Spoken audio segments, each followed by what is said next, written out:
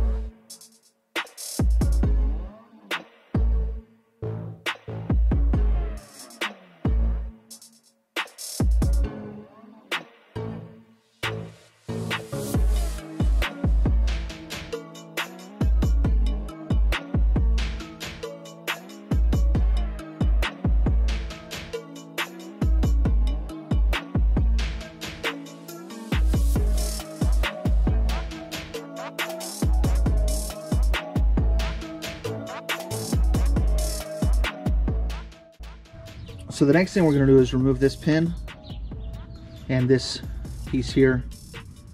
That'll come off, and there's a 36mm nut back there that screws onto the axle that we got to pull off next. You might need an impact for this, or you might have to get creative. It's on there pretty good normally, unless you've had it off recently.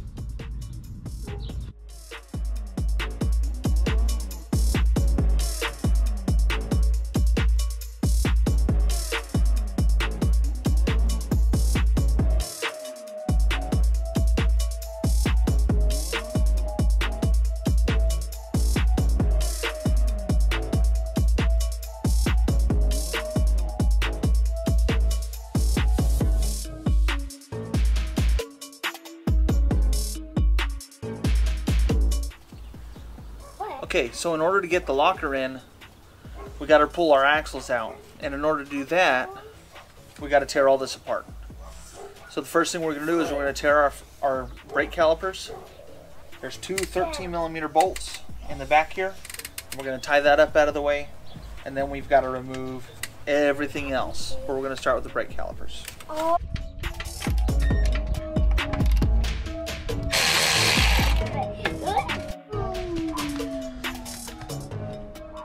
Okay, so for our next step, we want to remove our hub and bearing assembly, which is right here.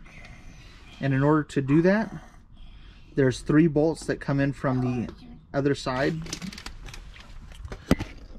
There's one here, there's one up here, and there's one right here. And they are a 13mm 12-point socket, very important.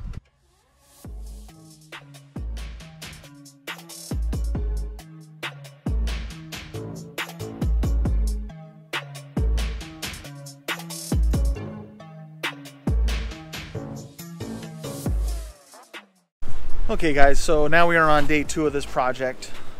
We ran into some weather issues yesterday. It just all of a sudden randomly started raining, and today the wind is horrible. I don't know if you can tell. Where we left off was the passenger side hub and bearing assembly didn't want to come off, so I had to beat on it pretty bad. Okay, so now that we got the passenger side off, we just want to repeat the process on the other side. Once you get the hub and bearing loose, the whole assembly, you can just slide it out and pull the axle out. And you're just wanting to clear the carrier inside the axle. Once you got that, you're good. Okay, so for our next step, we're going to remove the bolts that hold our diff cover on, except for the top one. We're just going to loosen that one up.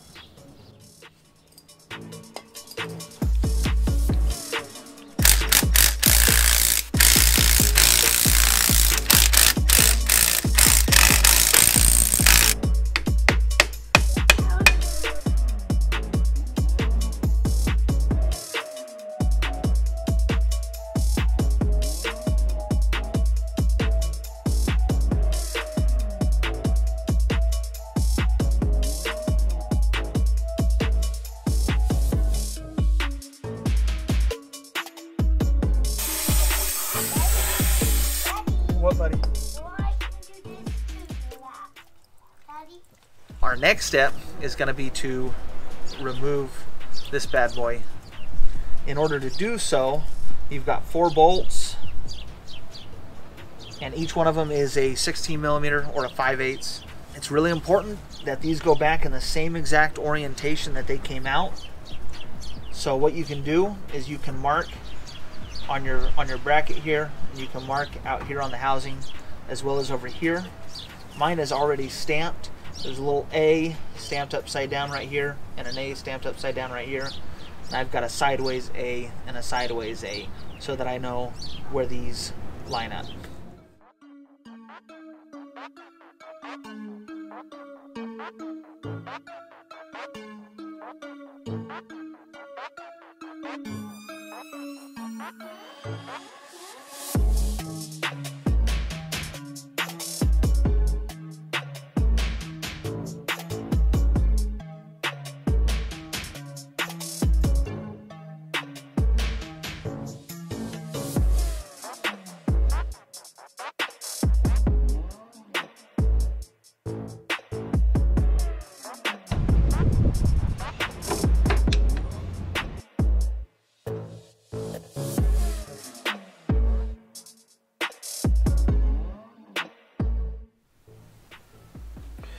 So we're going to go ahead and take a look at everything that comes inside the box. First off, there's your instruction manual. It tells you every step by step to install it, as well as our locker pieces themselves. It does come with a new center pin, as well as a new roll pin, and that'll be important later.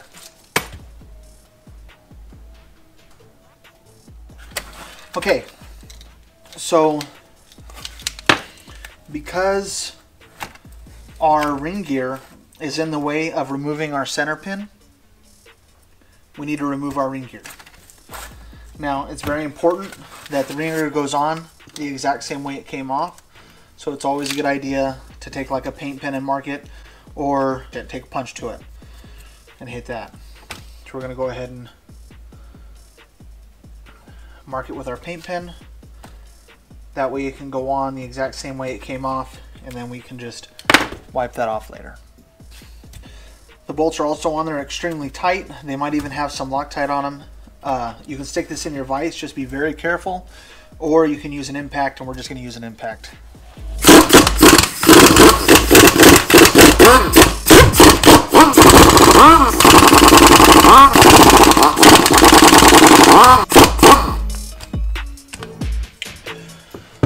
Okay, so I loosened them all up, and I am a big fan of keeping everything the same. So what I'm going to do is remove all my bolts, or loosen up all my bolts until the ring gear is free.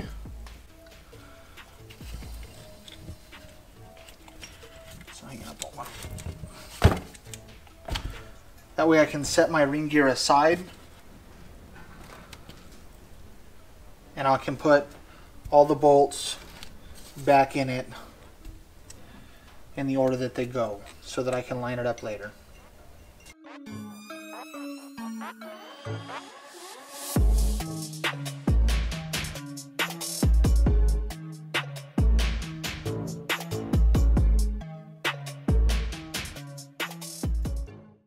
Alright, so our next step is going to be to drive this pin out.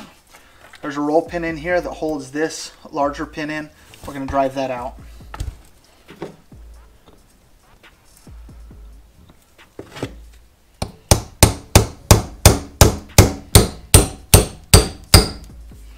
Now that that is out, we can go ahead and drive this pin here out. Should be pretty easy to just push through. If not, just tap it out.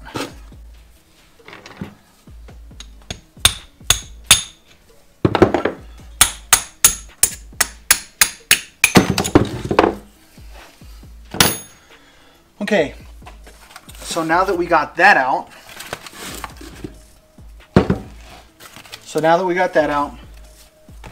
our next step is to remove all of these gears here.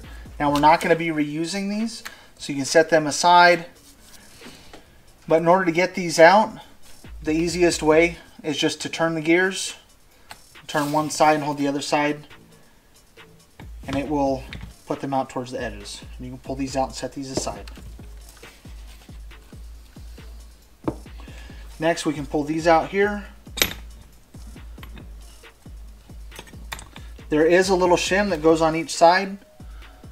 Just try to keep everything where they go in case you need them. It says right in the instructions, do not use these washers.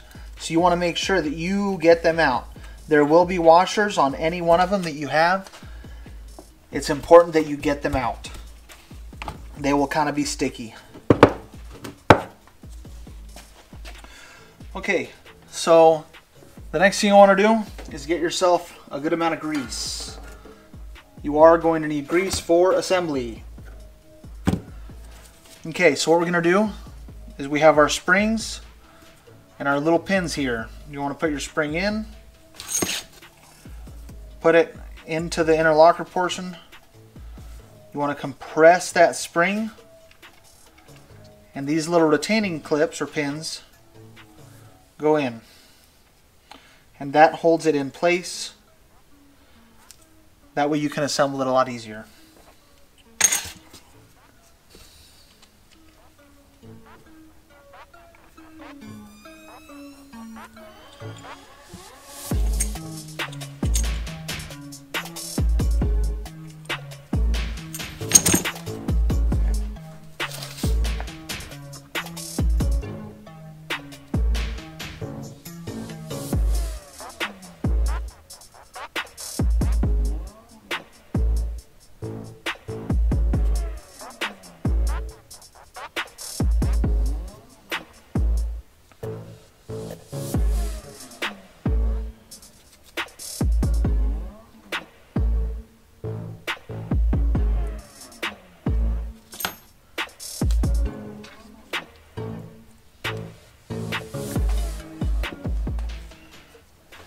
Okay, so now that we got our centerpieces semi put together, we'll go ahead and we'll open up the rest. So I got the rest of my parts out here on the workbench. So what we want to do is make sure that everything's clean from manufacturing. So what we want to do is take and glob some grease on here. Not only will it help to lubricate things, but it will also help to glue it in place when you're doing assembly. Stick one side on, make sure it's glued on there real good. We'll take our next side here, glob a bunch of grease. I mean, we're not trying to coat it, but we definitely want a little bit of grease in there. Perfect. So our next step is to install our inners.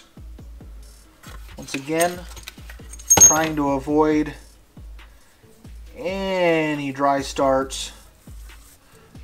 You want to put some grease on there. Now this here is your centerpiece, or for your, I don't know what you would call it. It's a cap for your axles. You want the flat side to point in towards your pin, and your axle ends will rest in here.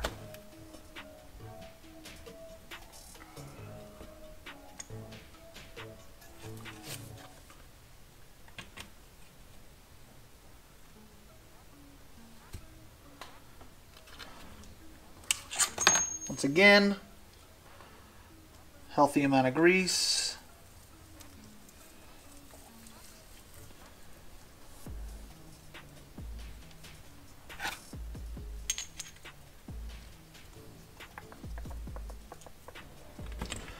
So you might have to play with it until you find a good sweet spot that it wants to go in for you. Mine is fighting me a little bit. All right. So once you got it in place, it's all in there good, aligned up pretty good, we want to stick our pin through. And this pin here, once again, a little bit of grease never hurt anybody. So rub my hands in some grease, slide that in, and we want to knock this bad boy through. Okay, so I started to skip a few steps. I referred back to the instructions, and it wants you to remove all your pins and check all your tolerances before you drive your center pin home. So we're going to go ahead and do that now.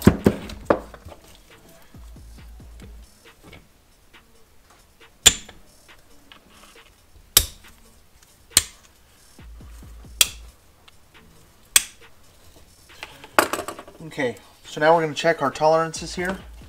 You want to be, it says between 0.145 and 0.170 inches. So we got our feeler gauges here at 0.145.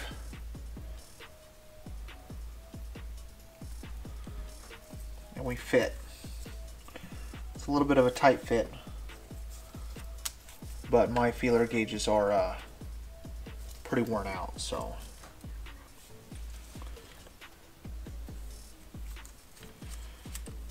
Oh yeah, we're perfect. Beautiful. Okay, so now that that's done, we can go ahead and put in our pin.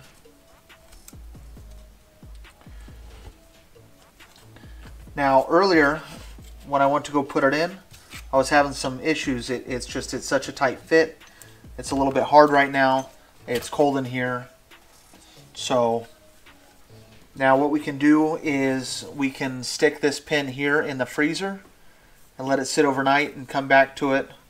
I don't have that kind of patience. So you can also take a torch to this. I don't recommend taking a torch to anything on here. Okay? It's not recommended to start heating this beyond belief. But we can cool this off quite a bit. And we can warm this up a little. So I'm going to take my heat gun here, and I'm going to get it warmed up. And an unorthodox way of cooling this off is some like air duster, some canned air. You can turn it upside down and it will freeze the pin and cool off the pin enough that it will slide in that hole without an issue.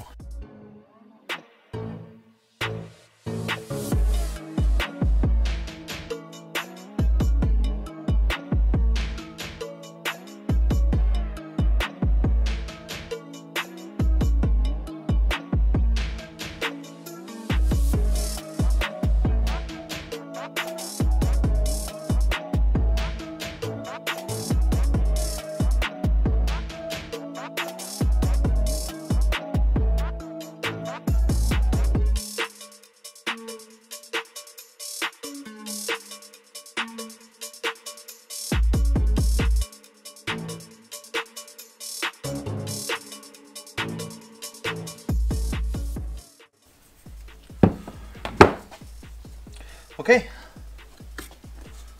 it is all set inside there. So our next step is to install our ring gear. Now we want to make sure that we lined it up with where we marked it before. So our paint mark is here and our paint mark is here. So how I like to do things is I want to clean everything up really good.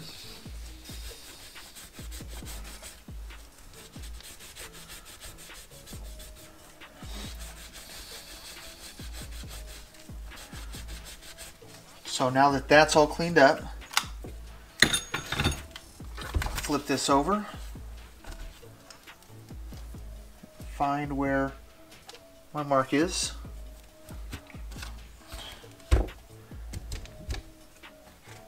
And in order to keep all the bolts in the same holes, I'm just going to transfer my bolts over.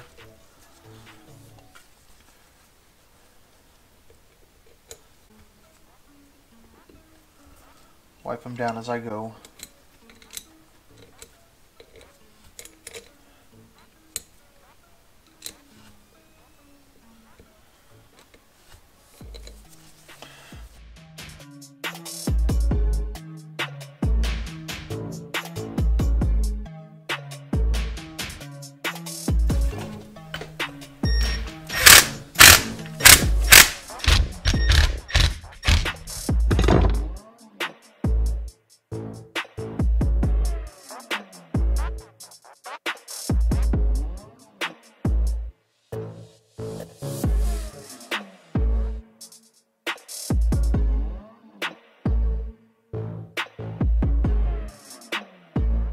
Alright, so I'm going to wrap the rag around this, go chuck it up in the vise, and I'll be right back.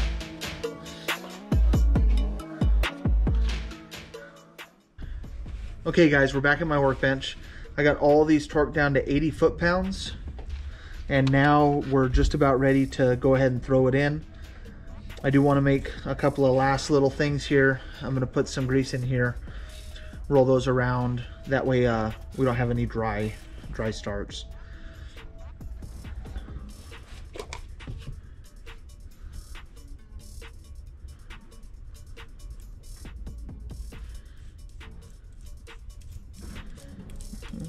Coat that a little bit, as well as this other side here. We'll get just a little bit in there.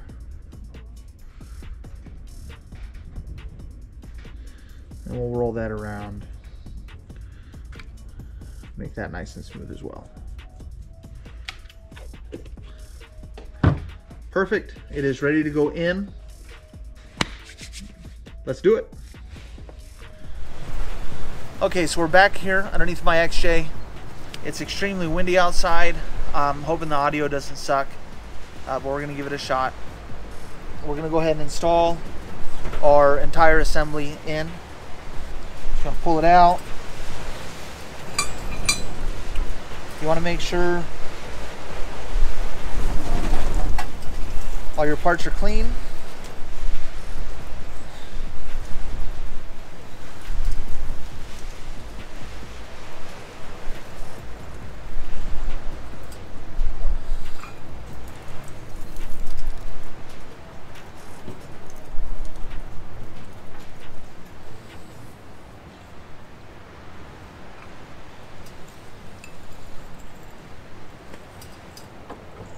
Get your bearing caps in place and ease it on up in.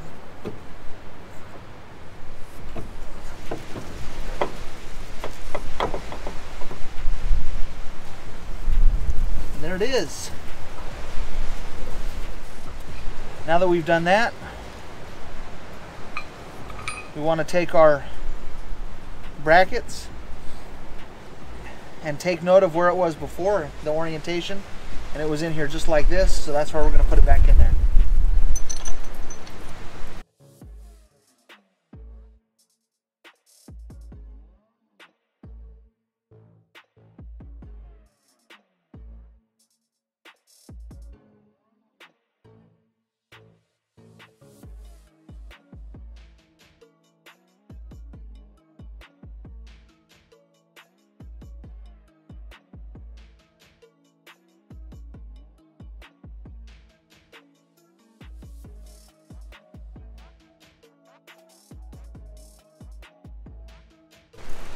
So I found some conflicting information on what these actually torque to. Some people say 60, some people say 45. I know some of the service manuals say 60, and some other service manuals say 45. So we're gonna go ahead and slowly torque to 50 and go from there. If they don't feel snugged up really, we'll go ahead and go the full 60 from there.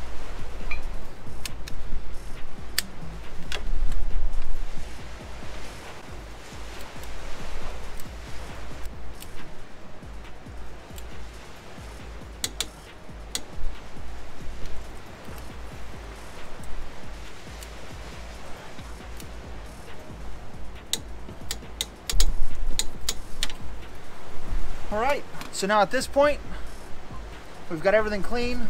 You want to make sure that this is nice and clean. This is the cleanest that I could get it right now. At this point, you can put your gasket on or put your sealant on and stick your diff cover on.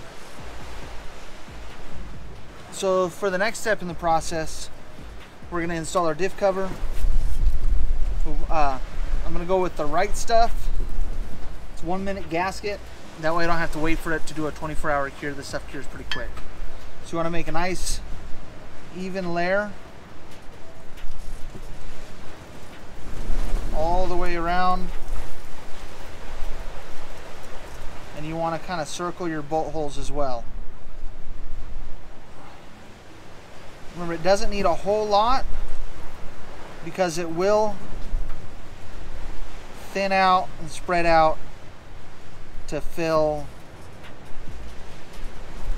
where you need to be.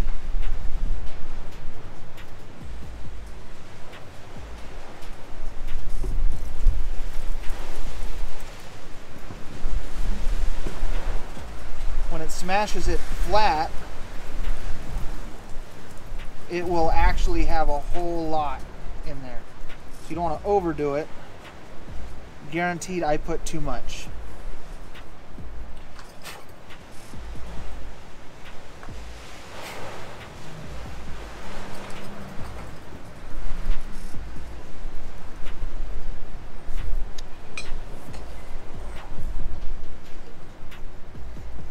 And we want to get this bad boy up in place.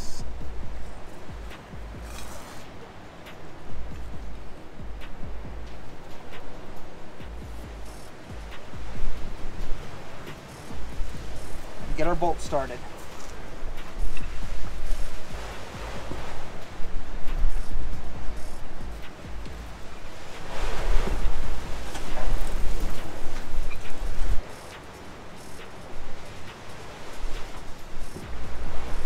These actually torque to 30 foot-pounds is what it calls out for.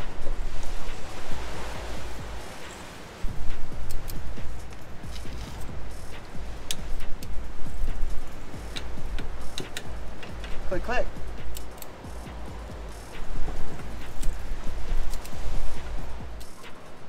Okay, so now that we're done there, we can go ahead and install our axles into place. This side I left the axle and hub assembly together. The other side I'm changing out this hub. What you want to make sure to do is when you slide it all together, you want to lift up on your axle. That way it'll clear the axle seal in the diff. Alright, we got that popped in there. We want to go ahead and install our hardware from the rear. Once again, these are a 13 millimeter 12-point socket, and they torque to 70 foot-pounds.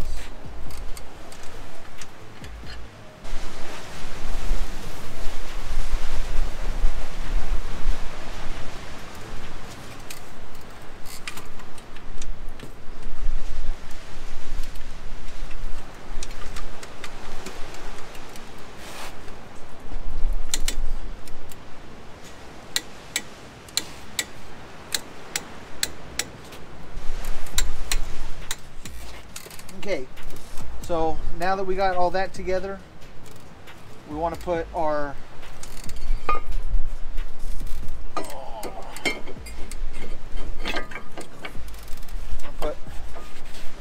brakes back together.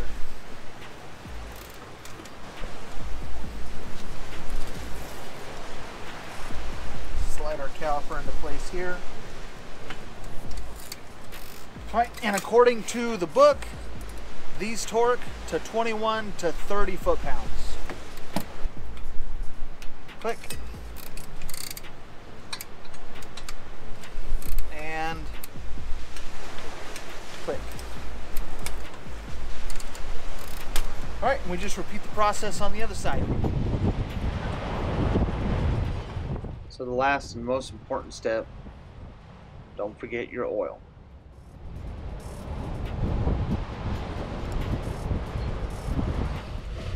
Okay guys, so we're back in my messy garage. I really need to clean in here. If I could clean in here, I could actually work in here.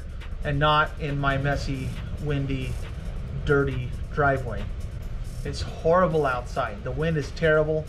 There was just another report of a semi truck blown over on the road out there. The wind here gets bad, and I'm stupid enough to be laying underneath a Cherokee in my driveway in it. If you like this video, please give this video a thumbs up. Also, if you want to follow along with some of the projects I got going right now, I'm doing a lot of Cherokee stuff, but I also have Wrangler stuff, and I plan on doing some trips here in the near future. Please hit that subscribe button. I really appreciate it. Thanks for watching.